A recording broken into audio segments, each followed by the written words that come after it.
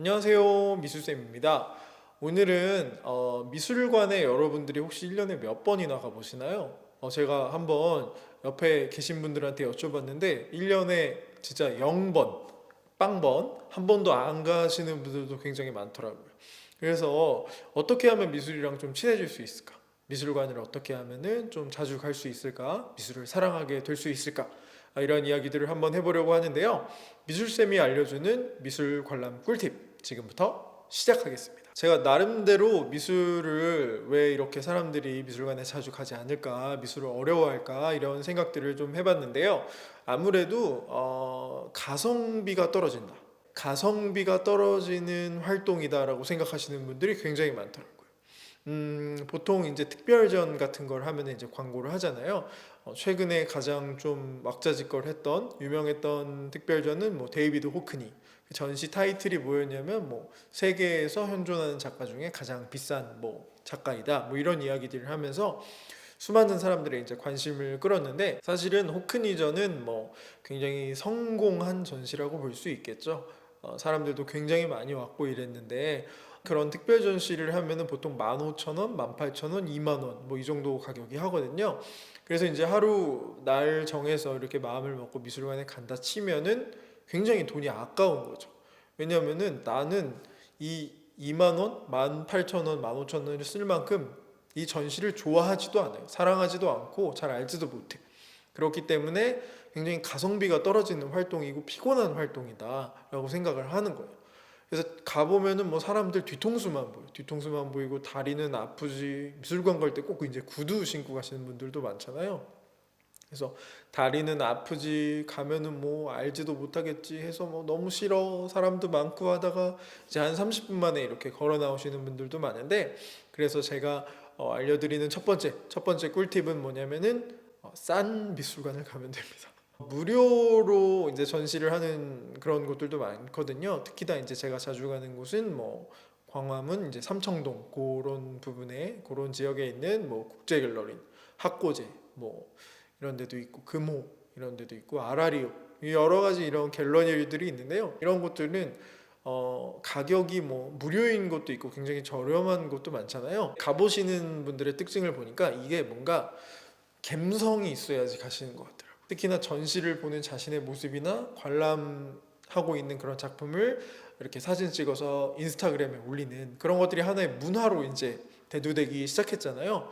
그래서 제가 첫 번째 추천드리는 거는 싼데, 저렴한데 이런 전시를 많이 보셨으면 좋겠어요. 제가 추천드리고 싶은 곳은 특히나 제가 좋아하는 곳이기도 한데요. 국립현대미술관을 좀 추천드리고 싶어요.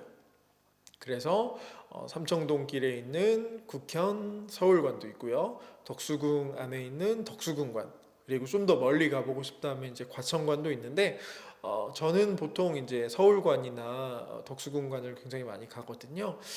그럼 가면은 너무 좋은 게 뭐냐면, 일단 뭐 서울관 같은 경우는 이 전체 전시를 다 볼 수 있는 통합 이용권이 단돈 4,000원밖에 안 해요. 일단 가격도 너무 싸요. 그러니까 뭔가 마음의 여유가 생기잖아요. 그래서 미술관 가기 전에 바로 이제 좀 전시를 본다거나 이러지 않고, 어느 날은 이제 그 주변을 좀 걷거든요. 그럼 되게 풍경도 예쁘고 또 주변에 경복궁도 있고 뭐 이렇기 때문에, 아니면은 좀 예쁜 카페들도 많이 있기 때문에 걷기가 굉장히 좋아요. 그래서 이제 전시를 감상할 수 있는 뭔가 마음 상태를 만드는 게 되게 중요한 것 같아요. 막 갬성 이러면서 좀 촉촉해져야 되기도 하고, 뭔가 오늘은 좀 좋은 걸 보고 싶다라는 그런 마음을 만드셔도 좋을 것 같고요. 아니면 뭐 전시가 끝나고 좀 지친 마음을 그렇게 힐링하셔도 좋겠죠. 그래서 제가 꼭 하는 게 있는데요. 전시 전이나 후에 이렇게 배치를 하는데, 이제 어떻게 하냐면은 일단 주변을 좀 걷는다거나 이렇게 좀 걸으면서 사진도 찍고 풍경도 만끽하고 전시를 보고 커피를 마신다거나, 아니면 그 주변에 굉장히 예쁜 카페들이 많잖아요. 특히 뭐 국현 서울관 가면은 블루보틀도 바로 옆에 있고 뭐 여러 가지 카페들이 있는데, 가서 맛있는 커피를 한 잔 마시고 전시를 보고 좀 산책을 한다거나, 이런 모든 그 일련의 활동들이 하나의 전시를 관람하는 활동이라고 좀 생각을 했으면 좋겠어요. 그래서 딱딱하게 미술관에 가서 알지도 못하는 것만 본다 이러면은 진짜 전시가 재미없거든요. 그래서 전시를 보기 위해서 마음도 좀 가볍게 하고 이 전시라는 게 나한테 굉장히 재미있는 활동이다, 부담 없는 활동이다라는 생각을 해야 되기 때문에 이렇게 차도 마시고 산책도 하고 전시도 보는 그 모든 활동이 오늘 전시를 감상하는 일환이다 라고 생각하는 게 첫 번째일 것 같고요. 그 다음에 또 중요한 게 아까 말씀드린 대로 이제 좀 저렴한 전시를 보는 게 중요하잖아요. 그래서 무료 갤러리도 있고, 제가 추천드리는 국회의원 서울관 같은 경우는 통합 관람권이 단돈 4,000원, 4,000원이기 때문에 부담이 전혀 없어요. 그리고 심지어는 뭐 전시를 보고 싶지 않으면 그 안에는 이제 좀 들어갈 수 있거든요. 전시 관람관 전까지. 그래서 화장실도 이용하시고 기념품 샵도 한번 가보시고 야외 전시된 것도 그냥 한번 보시고, 아니면은 그 건물 자체가 굉장히 예뻐요. 특히 약간 골드 빛깔로 이렇게 전시가 되어 있고 또 이제 뭐 적벽돌로 이렇게 좀 이루어지고 있기 때문에 해질 무렵에 가면은 굉장히 사진도 예쁘고, 아니면은 그 앞에서 사진을 찍는다거나 이런 게 굉장히 좋거든요. 그래서 이렇게 좀 전시를 가벼운 마음으로 가서 좀 즐기려는 태도가 첫 번째로 중요하기 때문에 저렴한 전시를 좀 저는 추천드리는 편이에요. 두 번째 꿀팁은 이제 실제로 전시관에 내가 들어간 거예요. 갔는데 와, 진짜 이거 미술 하나도 모르겠어요. 저는 이제 미술 나름 전문가잖아요. 미술 쌤이잖아요. 저도 미술 잘 모르겠어요. 모르겠는데 어떤 얘기를 드리냐면은, 어떤 분들은 막 전시를 가기 전에 정말 공부를 열심히 해오시는 분들도 있어요. 물론 중요합니다. 좋아요. 좋은데 저의 예를 들어드리자면은, 물론 알고 있는 작가도 있지만 그냥 어느 날 사실은 딱 가는 날도 되게 많거든요. 특히나 저가 이제 가는 날들은 보통 이제 좀 낮에 시간이 남는다거나, 그래서 사람들이 좀 안 올 것 같다라는 애매한 시간, 아니면 주말도 오전 시간, 뭐 이런 시간들을 주로 이용을 하는 편인데, 남들 뭐 다 밥 먹으러 갈 시간, 이런 시간을 이용하는 편인데, 그래서 이제 전시를 관람하러 가면은 일단은 사람이 좀 분주하지 않아야지 좀 관람하는데 용이한 것 같아요. 그래서 좀 여유롭게 관람을 하는데, 막 조사를 하지 않아도 어느 날 소위 말해서 좀 마음이 팍, 오늘은 가야 돼, 오늘은 가야 된다 해서 딱 가면은 사전 정보가 진짜 1도 없는 거예요. 그래서 1도 없는 그런 작품을 제가 물론 미술 교사이지만 어떻게 뭐 다 하나부터 열까지 알아채겠어요. 그래서 뭐 이게 뭐지 하면서 이제 전시를 한번 이렇게 쓱 둘러보는 것 같아요. 그래서 이때 중요한 게 뭐냐면은, 마음에 드는 작품을 꼭 집어넣어야 되는 거예요. 마음에 딱 드는 작품을 이렇게 픽해 놓는 거예요. 그래서 너는 내가 오늘 알아본다. 그래서 이제 관람을 쭉 하면서 이제 그냥 뭐 이건 잘 모르겠네, 재밌네, 이런 여러 가지 생각들이 들잖아요. 얘가 또 중요합니다. 이걸 잘 기억을 해야 되는 거예요.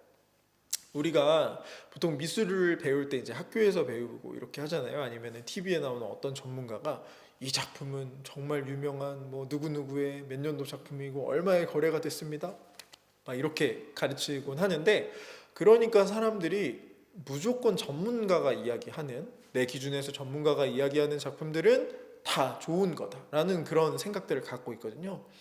근데 사실은 내 마음은 그렇지가 않아요. 좀 별론데? 나도 그릴 수 있을 것 같은데? 좀 그지 같은데? 이런 생각들을 하거든요. 그래서 내 마음은 사실 이건데 전문가들이 주는 정보를 그냥 막 받아들이는 거예요. 맞아, 좋은 거야, 이렇게 자기를 막 세뇌시키는 것 같아요. 그래서 이런 것들이 사실은 감상을 하는데 굉장히 큰 방해물이 되는 거예요. 장애물이 되는 것 같아요. 그래서 감상을 하면서 내가 좀 드는 생각들을 잘 기억해 놓는 게 중요한 것 같아요. 모든 작품에 다 집중할 수는 없어요. 그렇기 때문에 모든 작품에 집중하려는 사람들은 이제 앞에서는 힘이 있으니까 잘 보다가 뒤로 갈수록 슥슥슥 넘어가거든요. 비싼 전시는 이걸 다 보고 싶어요. 사실은 저도 다 기억하고 싶은데 이게 체력적으로 되지 않으니까 한 관람을 하면 저는 한 2시간 정도 하거든요. 그래서 보통 이제 한 달에 기본적으로 한 2번, 그래서 1년에는 기본적으로 20에서 30번 정도 기본적으로 관람을 하는 편인데, 이 체력을 다 감당을 할 수가 없어요. 그렇기 때문에 좀 별로인 거는 그냥 휙휙 넘어간다 하더라도 뭔가 내 감성을 좀 이끈다, 이런 작품들을 몇 개쯤을 해놓는 거예요. 그래서 이제 전시 관람을 한 관에 딱 마치고선 이제 좀 쉬면서 뭐가 재밌었지 이렇게 보는 거예요. 그래서 다시 그 자리로 돌아갑니다. 돌아가서 이 작가는 뭐라고 이 작품을 표현을 했는지 좀 알아봐야 되잖아요. 나는 예를 들어서 이 작품이 진짜 뭔가 좀 사람들의 이게 뭔가 감정적으로 좀 불안한 상황을 표현했다고 나는 느꼈어요. 그러면 이제 작품 앞에 서서 예를 들어서 이제 작품을 관람하기 전에 오디오 이런 것들을 오디오 가이드를 대여할 수도 있고요. 아니면 바로 인터넷에 이렇게 찾아볼 수도 있잖아요. 그래서 얘가 무슨 의도로 이걸 만들었는지 알아보는 거예요. 나는 이런 의도로 이 작품을 만들었다고 생각해서 감상했는데 알고 보니까 이런 의도였어. 내 생각과 작가의 생각이 만나게 됩니다. 모든 작품을 이렇게 할 수 없어요. 특히나 의미 있다라고 생각하는 작품에서 그런 감상에서 이렇게 딱 만남이 이루어지면은 이 작품이 좀 새롭게 읽어지는 것 같아요. 와, 이런 의도라고 생각했는데 이런 의도였구나. 그래서 이런 재료를 사용했네. 나는 이랬는데 하면서 나만의 미술 감상에 대한 딱 의견이 생기는 거예요. 이게 굉장히 중요하다고 생각을 해요. 자, 그래서 세 번째 마지막 꿀팁을 좀 알려드리자면은 이 작품이 나한테 좀 뭔가 새로운 의미로 다가왔잖아요. 그러면은 반드시 그것들을 표현해야 되는 게 중요한 것 같아요. 어떻게 표현을 하냐면은 요즘엔 미술관 스타그램 이런 거 쳐보면은 굉장히 많이 나오잖아요. 뭐 어떤 미술관에서 내가 이 작품을 봤어. 나는 문화적으로 굉장히 좀 오늘 좀 특별한 날이었어. 이런 것들을 표현을 하는 것 같은데 여러분들도 이 작품을 보통 플래시를 터트리지 않으면 괜찮거든요. 탁 찍어 놓으세요. 아니면은 작품을 배경으로 작품이 배경이 되고 내가 주인공이 되는 거예요. 누군가한테 이렇게 탁 찍어 달라고 한다거나 해서 이 작품을 감상하면서 내가 새롭게 느꼈던 걸 한두 줄로 이렇게 적어 놓는 거예요. 예전에는 사람들이 이런 것들을 굉장히 지적 허영심이라고 비판을 하기도 했고 어떤 사람들은 미술관에서 이렇게 사진 찍는 것이 좀 소위 말해 오그라든다라고 생각을 하는 사람들도 있는데 우리 안에 있는 창조적인 본능이라는 것이 있거든요. 그래서 이 작품을 봤을 때 나도 그릴 수 있겠네, 나도 할 수 있겠네라는 생각을 쉽게 한단 말이에요. 그렇다면은 이런 어떤 동기부여를 받았을 때, 나라면은 이렇게 표현할 텐데라는 동기부여를 받았을 때 그것을 미술 전문가가 아니니까 그렇게 표현할 수는 없잖아요. 그래서 나라면은 내 방법의 감성대로 사진이나 글로 이렇게 남길 텐데까지 한다면은 굉장히 예술적으로 충만해지는 경험을 할 수 있거든요. 그래서 미술 감상을 할 때 나의 주관들을 발견하게 되는 그런 경험들, 그리고 그것을 의미 있는 그림이나 사진 이런 걸로 남기게 되면은 굉장히 사람들한테 좀 이 전시가 흡족하고 재미있게 느껴지는 그런 경험을 하실 수 있습니다. 제가 이렇게 해서 여러분들한테 미술 감상 꿀팁들을 좀 알려드렸는데요. 마지막으로 좀 생각해봤으면 좋겠는 게 어떤 거냐면은 뱅크시라는 작가가 있거든요. 이 작가가 왜 세상에서 굉장히 유명해졌냐면은 어느 날 세계적으로 유명한 미술관과 박물관에 몰래 작품을 훔쳐온 게 아니라 자기 작품을 붙여놓고 도망을 가요. 이 작품들이 주변에 있는 작품들이랑 되게 비슷한 것 같은데 뭔가 누가 봐도 이 작품 좀 이상하거든요. 여기 있을 만한 게 아니거든요. 근데 자기가 이제 만들거나 그린 작품을 탁 붙여놓고 도망을 가는데 미술관 직원이나 관람객들이 눈치를 못 채는 거예요. 심지어 뭐 일주일이 지나도 눈치를 못 채는 거예요. 이 사람이 내가 했다라고 알리기 전에 막 몰라. 이런 일들이 있었는데 이런 것들을 통해서 뱅크시가 어떤 이야기를 하고자 했냐면은 우리가 미술관에 가는 순간 누군가로부터 마치 조종을 받는 것 같다라는 거예요. 미술관 딱 갔어요. 아니면 제가 이 작품이 너무 멋진 작품이라고 소개를 했어요. 그러면은 사람들은 뭐 자기의 가치 판단도 없고 그냥 받아들이기만 한단 말이에요. 그래서 이렇게 누군가 정해놓은 미술관이라는 아주 유명한 트로피 안에 이렇게 트로피 장식장 안에 누군가 유명하다고 좋다고 전시해 놓은 그런 상장을 바라보러 가는 게 아니잖아요. 그래서 여러분들이 미술 감상을 할 때 제일 중요한 거는 이 작품을 감상하는 주인공은 바로 나라는 거예요. 그래서 제가 마지막으로 여러분들한테 드리고 싶은 말씀은 제가 굉장히 좋아하는 말이고 피카소라는 작가 다들 아시죠? 피카소가 한 얘기인데 하나의 그림은 생명체와 같이 자신의 삶을 산다는 거예요. 그래서 어떤 얘기냐면은 작품을 작가가 처음에 고안했을 때 이 작품이 처음부터 그 의미를 뭔가 딱 정해놓고 이렇게 만들어지지 않는다는 거예요. 비록 작가가 어떤 의도를 가지고 있을지라도 이 작품을 만드는 동안 작가의 생각만큼 이 작품이 계속해서 변화한다는 거거든요. 근데 더 중요한 사실이 이런 것 같아요. 작가가 이렇게 변화를 겪으면서 어떤 작품을 만들었는데 이 작품은 바라보는 사람의 그때그때의 감정 상태에 따라서 변화할 수밖에 없는 생명체라는 거예요. 무슨 얘기냐면은 작품이라는 것이 어떠한 의도로 만들어졌을지라도 그 작품이라는 것은 감상하는 사람이 없을 때는 생명을 가질 수 없어요.